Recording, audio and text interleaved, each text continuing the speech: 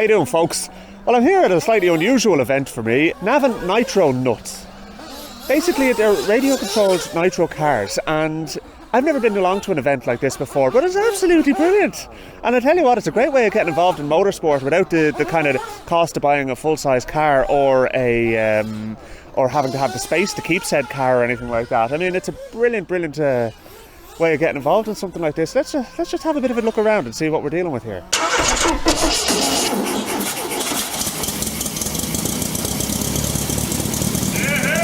So I'm here with Will from the Navan Nitro Nuts Remote Control Car Club, and I am just going to ask him a few questions and let's find out a little bit about what goes on here. So, Will, tell me a little bit about the club first of all. What is it you do here? Well, the club's been operating here about 15, nearly 20 years. It's primarily for 1A scale, nitro-powered and electric-powered off-road buggies. There's club racing that goes on a weekly basis, and there's a championship and a total national championship rounds. Small club run by kind of local guides and sort of a band of volunteers, and everybody's welcome to come down and bring down whatever they've got and have a go and get into it. Brilliant. And if you wanted to get into this hobby from the get-go, what sort of money would you be looking at spending to start out in it? You can get going with good second-hand gear for about €500-600, about the price for PlayStation. But then once you get involved in the trips away and national championships and travelling up and down the country and so on, you can spend a bit more. But yeah, everybody spends as much as they want to. You know, you can get going for sort of the value of an expensive Christmas present and work your way up if you want to. And you don't have to. You can run here on an absolute shoestring too. Men like this who have no money, they do all right. Yeah, but see, that's brilliant. That's what I like about it. And I was actually saying in the intro there as well, just looking at one of the cars here, that like, if you didn't have a garage or you didn't have a workshop or something like that, and you didn't have the space, like motorsport was your thing, but you didn't have the space to kind of get into full-size cars, it's another alternative as well. Would I be right in saying that? Well, I've been involved in full-size motorsport as well, and I can tell you from a point of view of being how easy it is to work on these, how easy it is to make setup changes, how easy it is to develop new parts and new ideas in comparison to full size. This is much faster, and there's loads of guys who've come through this who are working for the likes of McLaren F1, also Gordon Murray Automotive. There's a couple of guys in there who race these, and it's rated in full scale motorsport at the top end. Model car racing is highly rated. It's only a sort of low-level and mid-level motorsport that they say, oh, so they're only toys, not realising the complexity of them. Anybody who thinks that is a toy is sorely mistaken. I mean, like the detail. Do you want me to take you through the different parts? Yeah, if you could. So, this is a nitro car. So this takes fuel. There's a small fuel tank there, and the fuel is made up of it's essentially it's got an oil base, typically castor oil, and then you put nitric acid into it, which gives it the pop, which essentially turns it from a smoky, horrible fuel that's barely burned into something that really becomes powerful. So this is your engine. Air comes in, runs through. This is the long exhaust pipe, tune pipe, like you'd see on sort of the two-stroke motorbikes that you might see running in GP motorbike racing. Yeah. Same sort of thing, tune pipe. Then we have the electrics, which control the steering and the throttle. So you have an electric servo here. It's basically just a little motor that's controlled by the handset, and then one for the servo and brakes. We've got a battery pack in here which powers all the electrics, and then you've got all your fully independent suspension. So many things are variable. You can adjust all the damping rates, all the spring rates. Yeah, just looking at the dampers actually have all the geometries, all these little carbon fibre plates in here to stiffen. You can change different thicknesses of those to get different sort of flexing characteristics in the car. Yeah. There's so much, but you don't have to start off there. You can start off with what essentially is just a one step up from toys. Yeah. And get going and race and do okay. You don't have to have all the bells and whistles. What sort of speed do you get out of them? I don't know. Technically, you can make these go as quick as you want. Like, there are cars that'll do over 200 miles an hour, but you can't control them at 200 miles an hour. Of course, yeah. So, really, these cars probably do something in the line to 30, 35 miles an hour down the straight. And to be honest, something that weighs, 4 kilos heading at 35 miles an hour at your shins, it's just about as fast as you want to go. Absolutely. I go much quicker than that. Yeah, I mean, and to be honest with you, with the size of the track here as well, I mean, it's absolutely fast enough. I mean, it's about the size of a go-kart track, I suppose. A small go-kart track, or half a football field, that type of size. Yeah. One thing that should be said: a lot of people will look at this and look at it and say, "God, that's complex. That's not for me." The electric cars that you see running out here now, as you can see this one here running down the straight in a minute. Like, they're plenty fast enough, and they're so much more simple. You just charge up the battery and plug it in and switch on. And while this is a bit more for sort of the model engineer or somebody who's interested in bike engines or car engines and wants to run it, So these are the electric cars we're looking at here now. So this is another alternative if you want to get into it. And the engineering side of things is not your thing, as Will was saying there.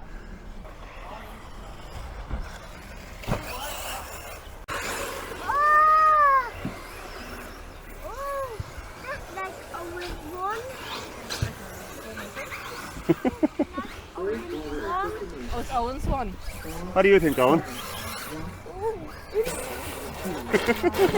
I think he likes them. This track is located just outside Navan in the MDL grounds, Navan in Meath in Ireland. And if it's something you were thinking about getting in, just pop along. The guys are very helpful here and very insightful and give you plenty of information as to what you would need to get involved. I was actually quite surprised at how cheap it is to get into from the get-go.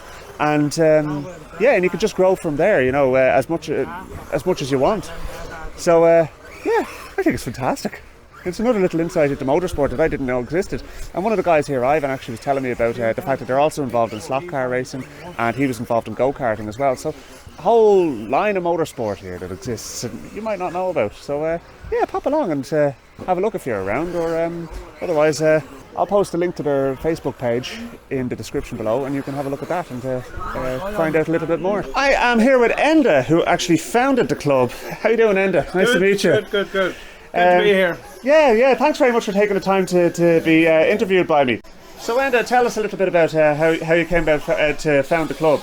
Oh, it's a long story, and I would say if you actually walk around and look at some of the faded photographs, you'll see exactly what we went through. So we started this in two of us, myself and Frank McGoey, many years ago. It's probably 15, could be more years ago. Right. In a car park down in Navan. Oh, very good. Just driving around the car park. The interest was in radio control, electronics, engines, stuff like that. So it's cheaper to run a small 110 scale or 1.8 scale engine than it is a real car. So yeah, absolutely. Yeah, but that's what I was saying to the guys as well too. And the great thing about it as well is you also have the opportunity, if you don't have a garage or you don't have the space, to get involved in something like this, which I think is a great thing, Yeah, all you need is a bench. There you go. Yeah, absolutely. And you'll see there the more modern buggies, again, the electric cars have come on an awful lot of the years. You'll see even the size of the batteries. Oh yeah, battery technology has come on so far. Battery technology, motor technology, so it's all brushless, so less friction inside the motors, more power. Again, controllers, I mean, you're talking high tech.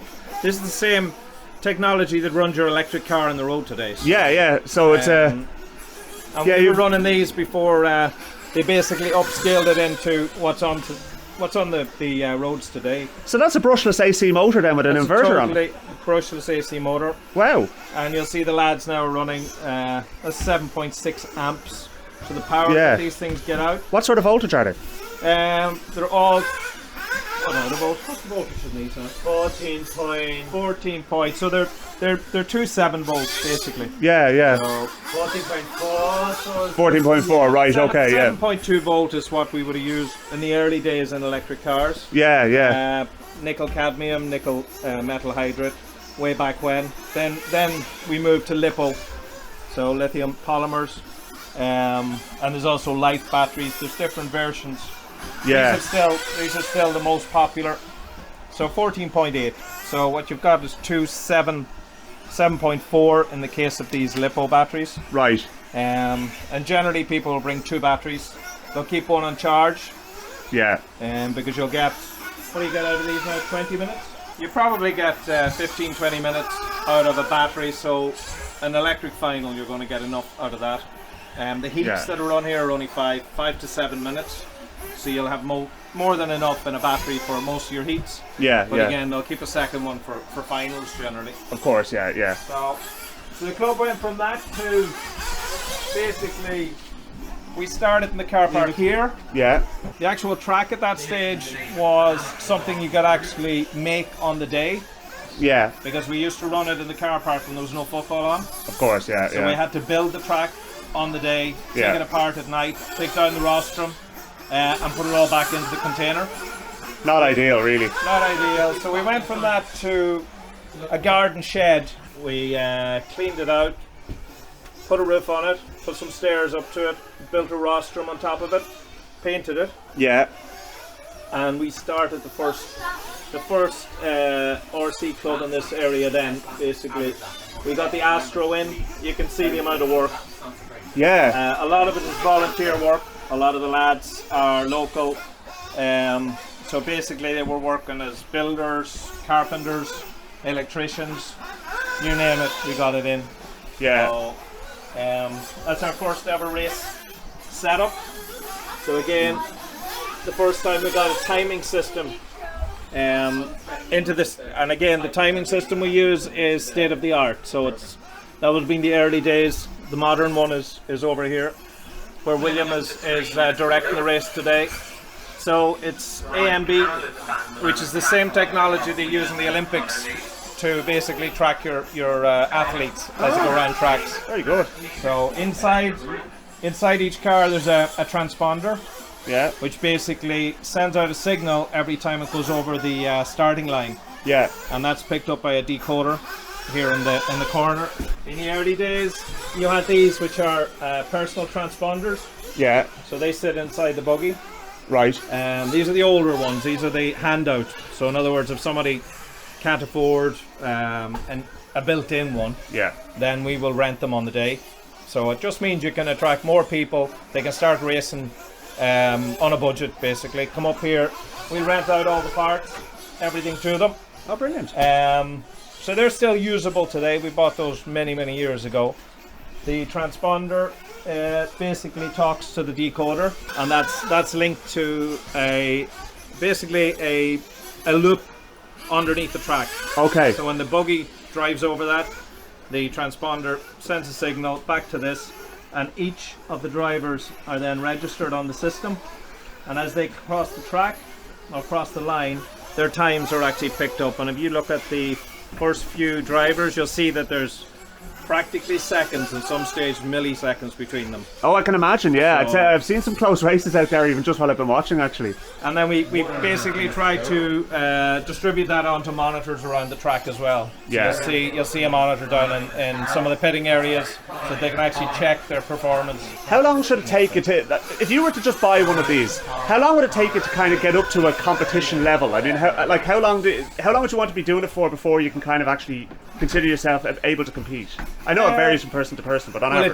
It does. And a lot of kids today are born with controllers in their hands. I was only saying that PlayStation, everything. So the idea of controlling it, young kids today would be very quick adapting. Yeah. I'm ham-fisted when it comes to any kind of control like that, so I'd be used to it. So am I. That's why I'm standing here, not out there. So, yeah, but that's, it's kids today do pick up very quickly. Yeah. Timing, how long would it take? It depends what you want to do. This club, the track is open to members all the time. Yeah. So when the MDL, the football grounds is open, then you can come up here and use the track whenever you want. So use the rostrum, use the track, get the practice in, because it's all to do with practice. Yeah. The track, they're built tricky, they're built competitive, and I'd like to think this is even built to international standards. Oh, right. So everything we build is, so we could, if we wanted, host international drivers here. And do you get many people kind of going international with their hobby from here as well? There's actually quite a few, yeah. Wow. There's quite a few. Between here and Northern Ireland, there's a huge following. Right, very good. and we would have a contingent out in Northern Ireland today. Yeah. There's 2 or 3 big tracks in Northern Ireland as well. Yeah. And again, we work very, very closely with them.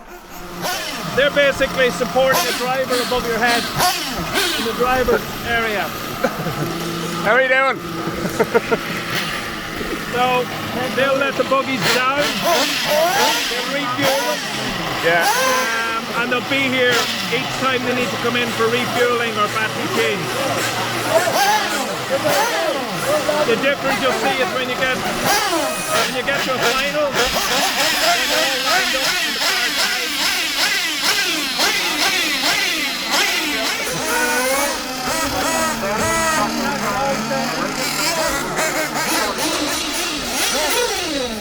The major thanks at the moment for keeping the place alive and well. I'm not involved as much at the moment, so Frank McGoey, Colin Whelan here, Adrian Riley, they're the 3 lads very much are keeping this place alive and you know, keeping the interest, keeping the people coming here. Well, fair play to them. I tell you what, it's absolutely fantastic. And what you've done here is just brilliant. You should be so proud of yourself. It really is remarkable. And look, thanks so much for taking the time to talk to me as well. And not at all. I was actually only passing, so I just came up the same as you just to see how it was going today. So yeah, well, look at that. I don't think it'll be the last time you see me, to be honest with you. Keep in touch. Yeah, cheers. Thanks a lot. I'll see you again. All the best.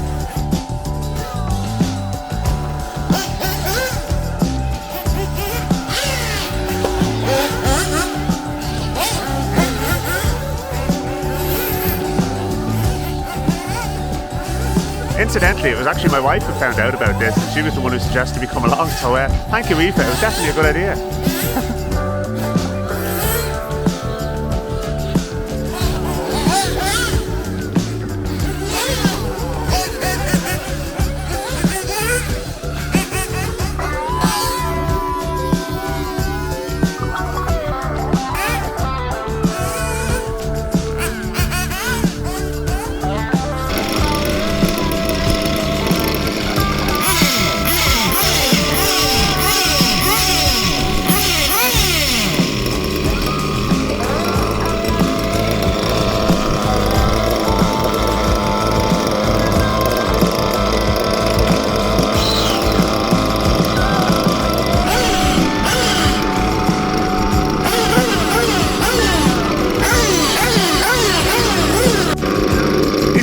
Put my sticker on the top of the car. I love it.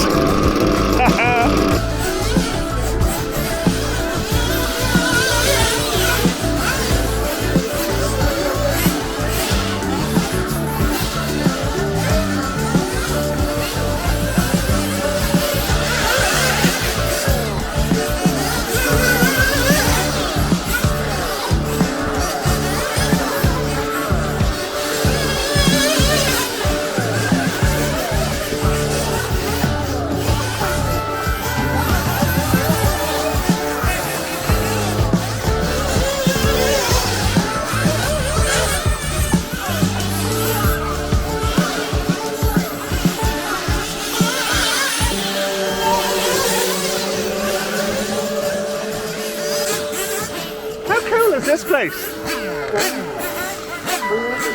just a business.